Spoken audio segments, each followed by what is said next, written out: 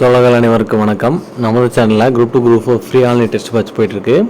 இந்த வீக்கில் வந்து ஐஎன்எம் கொஷின்ஸ் வந்து நீங்கள் படிச்சுட்டு இருக்கீங்க. ஸோ நம்ம இன்றைக்கி பார்க்கக்கூடியது பார்த்திங்க அப்படின்னா ஐஎன்எம் ப்ரீவியஸ் கொஷின்ஸ் தான் பார்க்க போகிறோம். இது நீங்கள் டெய்லி வந்து 10 நிமிடம் வந்து இதை நீங்கள் பார்த்தீங்க அப்படின்னா உங்களோட வெற்றியில் 20% உறுதிங்கிற எந்த மாற்றமும் கிடையாது. இதை நீங்கள் ரெகுலராக ஃபாலோ பண்ணால் தான் வந்து உங்களுக்கு டிஎன்பிசியில் வந்து எப்படி எந்த ஃபார்மெட்டில் கொஷின்ஸ் வருது அப்படிங்கிறது பார்க்கலாம். இன்றைக்கி ஒரு 4 எக்ஸாமில் கேட்கப்பட்ட ஐஎன்எம் கொஷின்ஸ் வந்து பார்த்துருவோம். முதலாவதாக EO1 GS 2022 கேட்கப்பட்ட ஐஎன்எம் கொஷின்ஸ் பார்க்கலாம்.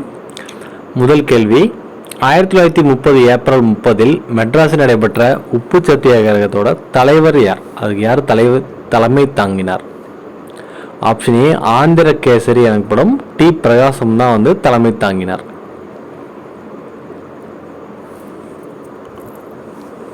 இரண்டாவது கேள்வி, 14 ஆகஸ்ட் 1947 துயரம் மற்றும் இந்தியாவிற்கான அழிவு தினம் என்ற கூற்றை கூறியவர் யார்? இது வந்து சொன்னது யார்? ஆச்சரிய கிருபாலானி. அவர் தான் வந்து இந்த கூற்றினை கூறினார். மூன்றாவது கேள்வி,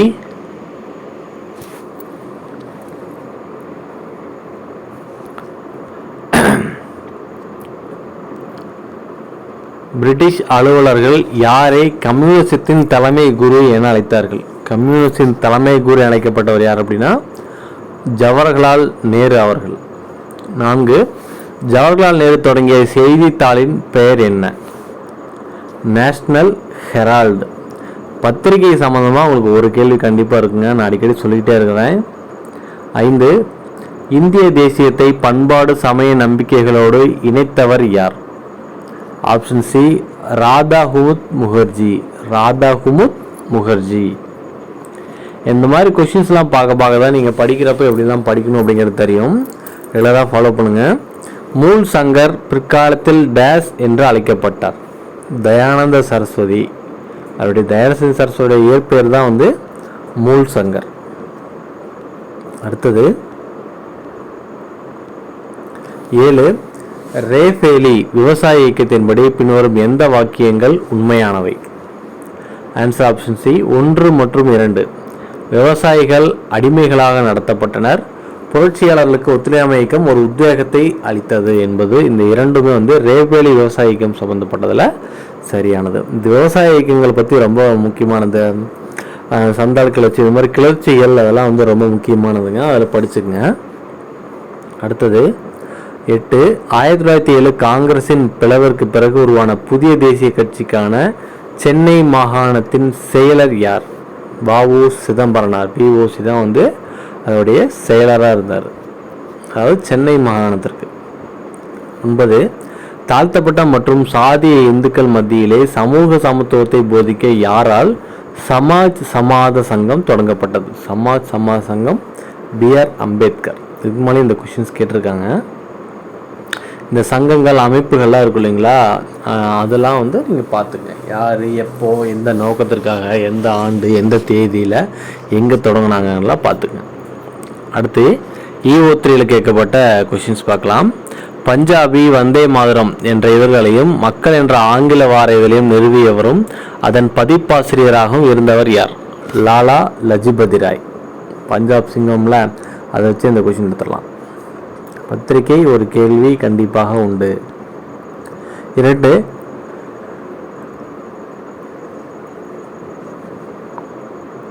காந்தியடிகள் தென்னாப்பிரிக்காவில் தனது வழக்கறிஞர் தொழில் துவங்க உதவிய வியாபார நிறுவனம் எது? தாதா அப்துல் நிறுவனம்.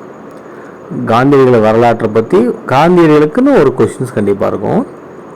3, 1917ஆம் ஆண்டு தேசிய காங்கிரசின் தலைவராக அன்னிபெசன்ட் தேர்ந்தெடுக்கப்பட்டார். அவர் டேஸ் கூட்டத்திற்கு தலைமை தாங்கினார்? கல்கத்தா அமர்வுக்கு தான் வந்து தலைமை தாங்கினார் 1917 அன்னிபெசன்ட். மேக்ஸிமம் வந்து இந்த அன்னிபெசன்ட் ஏதாவது ஒரு கொஸ்டினுக்கு ஆன்சராக வந்துடுறாங்க, நம்மளும் பார்த்துட்டு தான் இருக்கோம் இல்லைங்களா. 4, 1857 புரட்சி நாகரிகத்திற்கும் அநாகரிகத்திற்கும் இடையான மோதல் என்ற கருத்தை கூறியவர் யார்? D.R. ஹோம்ஸ். 5, பாஞ்சாலங்குறிச்சி கோட்டையின் மீது தாக்குதல் தொடுத்தவர் யார்? மேஜர் பானர்மேன் அல்லது பேனர்மேன்.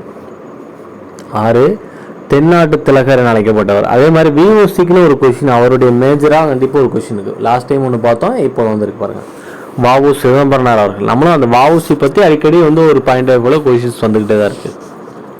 7, இந்திய பெண்களின் முன்னேற்றத்திற்காக சக்கரவர்த்தினி என்ற நாளிதழ் டேஸா அர்ப்பணிக்கப்பட்டது. சக்கரவர்த்தினி நாளிதழ் பெண்களுக்கானது, ஆரம்பித்தவர் பாரதியார். பாருங்கள், இதெல்லாம் ஒரு கொஷின்.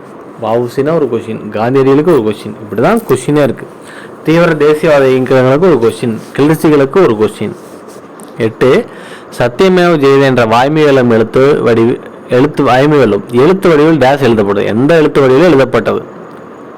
தேவநாகரி. அதில் வேதநாகரின்னு இருக்கு, தேவநாகரி. அடுத்து ஜிஎஸ்டிபி 2022 முதல் கேள்வி, கீழ்கண்ட பத்திரிகைகளில் மகாத்மா காந்தி ஆரம்பிக்காத அவரோட தொடர்பற்ற பத்திரிகை எது? இந்துஸ்தான் டைம்ஸ்க்கும் அவருக்கு எந்த சம்மந்தம் இல்லை. இப்போ அவர் ஆரம்பித்தது Indian opinion, young India, Navajivan பத்திரிகையா? ஒரு கேள்வி வச்சுங்க பாருங்கள். வஉசி சொன்னா பாருங்க, மறுபடியும் கொஸ்டின் வந்திருக்கு. ஆங்கிலேயர்கள் தங்கள் கவனத்தை வஉ சிதம்பரம் பெயரில் செலுத்த காரணம் என்ன? சுதேசி நீராவி கப்பல் கம்பெனியை தொடங்கினார். அடுத்த 3வது பாருங்க, தீவிர தேசியவாதிகளுக்கு ஒரு கொஸ்டின் சொன்னா இதோ வந்திருக்கு. டேஸ் என்பவர் பகத்சிங்கின் மாமா மற்றும் பாரத மாதா கழகம் என்ற அமைப்பை தோற்றுவித்தவர். Option B, Ajit Singh.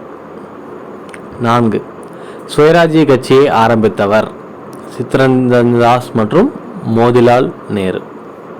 5, தமிழ்நாடு மாநில காங்கிரஸ் கமிட்டியின் தலைவருமானவர். உப்பு சத்தியாகிரகத்தை எடுத்து நடத்தி கைது செய்யப்பட்ட முதல் பெண்மணி. பெண்மணிகளுக்குன்னு ஒரு கொஸ்டின், அது அன்னி இருக்கலாம், ருக்மணி லட்சுமதி, இந்த சம்பந்தப்பட்டால ஒரு கேள்வி வந்துடும். தமிழ்நாட்டில் உப்பு சத்தியாகிரகத்தை தலைமையேற்று நடத்தவர் ருக்மணி லட்சுமதி அவர்கள். அடுத்து கூற்று, இது அதுவரை நாட்டை பிரிவினை செய்யும் முயற்சிக்கு எதிராக இருந்த காந்தியடிகள் முஸ்லீம்களுக்கு பாகிஸ்தான் கோரிக்கையை ஏற்றார். காரணம், முஸ்லீம் லீக் நேரடி நடவடிக்கைகளில் ஈடுபட அழைத்ததோடு கல்கத்தாவில் கலவரங்களும் கொள்கைகளும் நடந்தேறின, கொள்ளைகளும். ஆப்ஷன் ஏ கூற்று சரி, கூற்றுக்கான சரியான விளக்கம். ஏன் காந்தியடிகள் பிரிவினைக்கு ஒத்துக்கிட்டார், அதுக்குரியதான் அது. அடுத்து, இந்திய தேசிய காங்கிரஸில் நீண்ட காலம் தலைவராக இருந்தவர் அபுல் கலாம் ஆசாத் அவர்கள். 8, கீழ்கண்ட கூற்றுகளில் ஏஓ ஹியூமை பற்றி சரியான கூற்று. அனைத்து கூற்றுகளும் சரியானது. பார்க்கலாம். 1883-84 ஹியூம் ரிப்பன்பெர்வருக்கு ஆலோசகராக பணிபுரிந்தார். முக்கியமானது ஒரு பற்றி தெரிஞ்சுங்க. 2, பிரம்மஞான சபை என்ற அமைப்போடு நெருங்கிய தொடர்பு கொண்டிருந்தார். 1884 இந்திய தேசிய யூனியனை ஆரம்பித்தார். இந்திய தேசிய யூனியன் நோக்கம் இந்திய தேசியமாகவே இருந்தது. அவ்வளோதான். அடுத்து RAGS 2022 தேர்வு. பின்வரும் நிகழ்வுகளை கால வரிசைப்படுத்தவும். இதெல்லாம் ரொம்ப ஈஸியான ஒன்று. Option A 1, 2, 3, 4. ஃபர்ஸ்ட் சுதேசி இயக்கம், அப்புறம் தன்னாட்சி இயக்கம் 16, 20 ஒத்துழையாமை இயக்கம், 30 சட்டமறுப்பு இயக்கம். 2, ஆலன் ஆக்டோ ஏஓஹியூம் பற்றிய கூற்றுகள். பார்த்தீங்களா, அவரை பற்றி மட்டும் கொஸ்டின்ஸ் வருது. அப்போ எதுக்கு அவங்கள பழைய கொஸ்டின் பார்க்க சொல்கிறாங்க, உங்களுக்கு புரிஞ்சிருக்கும். இப்போ ஆப்ஷன் ஏ 1 மட்டும்தான் வந்து சரி. இந்திய தேசிய காங்கிரஸின் தந்தை என அழைக்கப்படுவார் என்பது மட்டுமே சரி.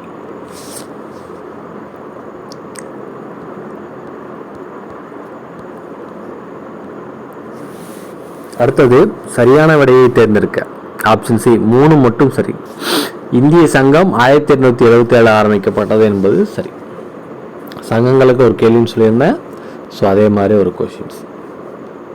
4, இந்துக்களுக்கும் முஸ்லீம்களுக்கும் இந்திய மணப்பெண்ணின் அழகான 2 கண்கள், முஸ்லீமும் இந்துக்களும், எனக்கு வர்ணித்தவர் சர் சையது அகமது கான். முஸ்லீம் தலைவர்களுக்குன்னு ஒரு கொஸ்டின் கண்டிப்பாக இருக்கும். 5, கீழ்காணும் சொற்பொழிவுகளில் காந்தியடிகள் முதல் அரசியல் உரை என புகழப்பட்டது பனாரஸ் இந்து பல்கலைக்கழக சொற்பொழிவு. காந்தியடிகளுக்கு ஒரு கேள்வி. பார்த்துங்க, திரும்ப திரும்ப ஒரே தான் சொல்கிறேன், அப்படிதான் கொஸ்டின்ஸ் வருது. இதுக்கு தான் ஒரு ப்ரீவியஸ் கொஸ்டினை பார்க்க சொல்கிறது. 6, 1939ஆம் ஆண்டு தேர்தலில் சுபாஷ் சந்திர போஸ் எந்த வேட்பாளரை தோற்கடித்து காங்கிரஸ் தலைவரானார்? காந்தியின் ஆதரவாளரான பட்டாபி சீதாராமையா. 7, சத்யேந்திரநாத் தாகூர் இந்திய குடிமைப்பணி தேர்வு எழுதி வெற்றி பெற்ற முதல் இந்தியர் ஆவார். இவர் தேர்வு எழுதிய ஆண்டு 1863. எப்படி கொஸ்டின் இன்டைரக்டாக மாற்றி கேட்குறான் பார்த்துங்க. அடுத்து 3வது இந்திய தேசிய காங்கிரஸ் மாநாடு யாருடைய தலைமையில் நடைபெற்றது? பக்ருதீன் தியாப்ஜி. முஸ்லீம் இயக்க தலைவர்களுக்கு ஒரு கொஸ்டின். சரிங்களா? 4 கொஸ்டின் பார்த்தாச்சு. 10 minutes ஓவர். மறுபடியும் அடுத்த பதிவு சந்திப்போம். நன்றி, வணக்கம்.